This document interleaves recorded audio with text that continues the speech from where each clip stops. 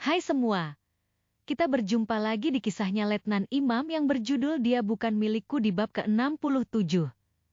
Hangout, klik tombol like jika kalian suka video ini dan jangan lupa di-share juga ya, agar teman-teman lainnya ikut menonton video yang kamu sukai. Terima kasih, selamat menyimak.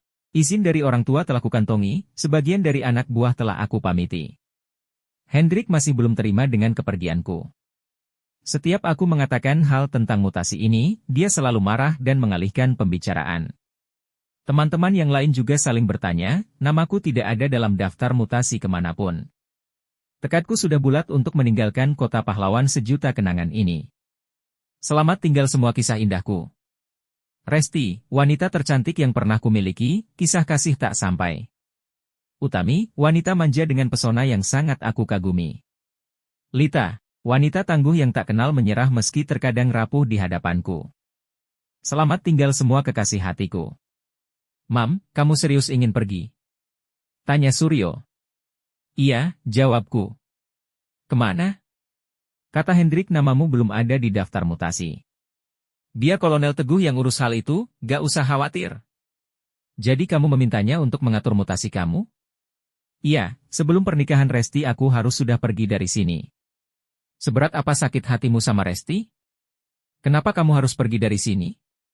Keputusanku telah bulat, Sur, aku pergi untuk kebaikan semua. Masih ada Lita di sini kan? Masih ada tempat untukmu di sini, jangan mudah mengutarakan keinginan, kamu lagi emosi. Kamu kan gak tahu apa yang pernah aku lakukan sama Resti, aku gak mau hal itu terulang, gak baik untuk hubungan Resti dan Koh Beni. Suryo tertawa mengejek, dah kamu apain anaknya komandan? Berani banget. Komandan tahu gak? Aku menggeleng, hanya aku dan Resti yang tahu, kamu gak perlu tahu. Jangan pernah sampai terdengar oleh Koh Beni. Kurasa Franz banyak tahu apa yang terjadi sama kamu dan Resti. Suryo menyeringai puas. Oh ya? Aku menaupkan kedua alis, semoga gak semuanya. Hanya sebagian aja ya. Suryo tertawa lebar. Kapan kamu terakhir ngobrol sama Koh Beni? Belum lama, kenapa? Dia ngerasa gak enak karena kamu pergi dari sini. Sebaiknya kamu meluruskan masalah ini sama dia. Ini bukan suatu permasalahan loh, kenapa begitu banget sih? Nanti malam kita kumpul di cafenya Tommy ya. Besok malam aja, setelah aku memastikan mutasiku sama Kolonel Teguh. Aku yakin Kolonel Teguh gak akan mengizinkanmu pergi dari sini. Ya asal aku dibolehin gangguin anaknya. Aku menatap Suryo sambil tersenyum. Suryo menghela nafasnya, ya, lebih baik kamu pergi dari sini daripada gak bisa menahan diri.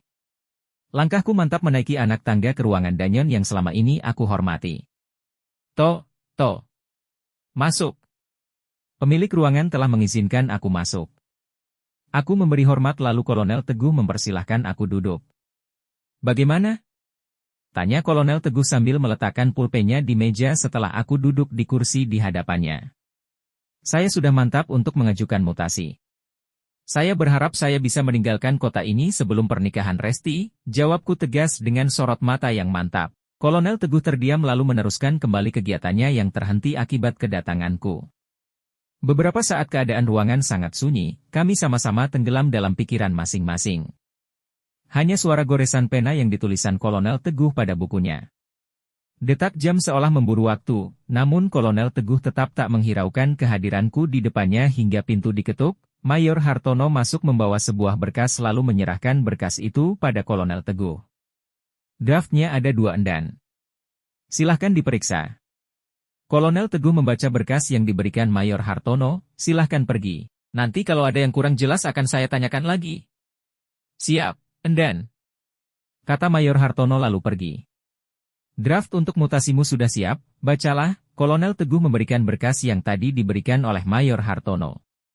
Natuna 1 minggu lagi, aku membacanya berulang kali lalu menganggukkan kepala dan menyerahkan berkas itu kembali pada Kolonel Teguh.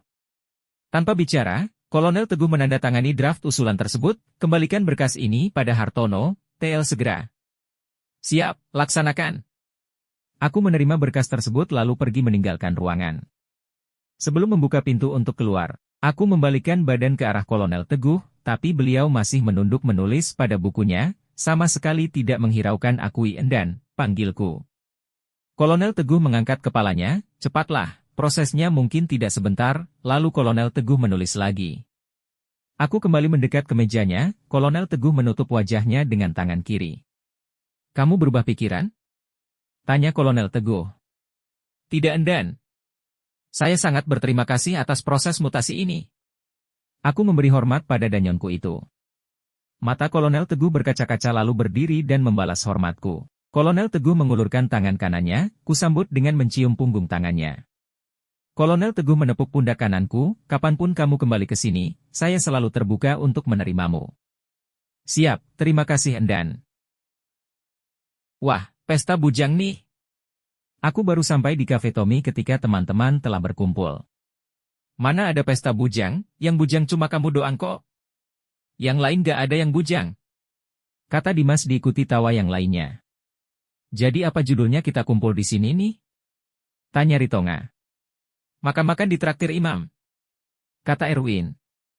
Hendrik yang mau syukuran, komandan baru lo. Kataku meledek Hendrik yang kini berubah air mukanya. Nanti kalau saya lagi marah, siapa yang akan menenangkan? Hendrik tambah galau. Anak buah jangan sering-sering ditonjok, anggap mereka seperti saudara sendiri. Kita meminta maaf pada mereka, belum tentu selesai urusan. Masalah gak akan selesai dengan kekerasan. Aku memberikan sedikit nasihat pada calon komandan baru penggantiku ini. Dengar tuh, Hendrik. Komandan senior kalau bicara gak boleh dibantah.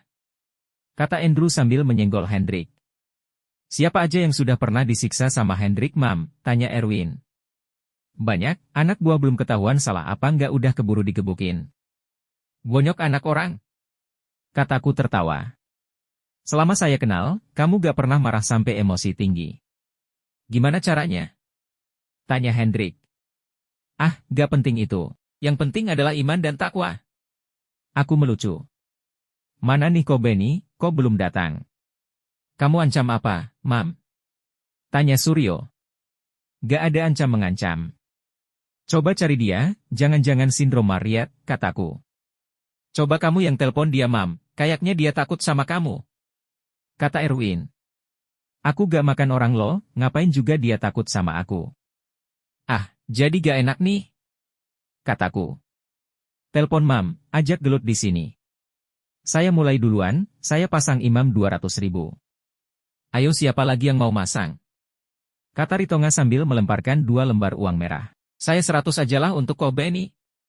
Franz ikut menyahut. Aku 500 lah untuk Imam. Cat Erwin. Aku 1 juta untuk kau Benny, Imam kalahan aja, males aku belain Imam. Cemen, gak berani melamar cewek? Suryo mencibik. Oh gitu ya? Ya sudah aku pasang 50.000 aja untuk Imam. Sela Andrew. Asemlah teman-teman ini, tapi teman yang kayak gini yang bikin kangen, masa-masa ini tak lama lagi akan berakhir, entah kapan lagi aku akan menginjakkan kaki di sini dan berkumpul dengan mereka. Tak lama kok Benny yang ditunggu-tunggu datang juga. Dari mana aja, kok, ditungguin dari tadi loh. Kata Dimas. Kita sudah ngumpulin uang taruhan nih.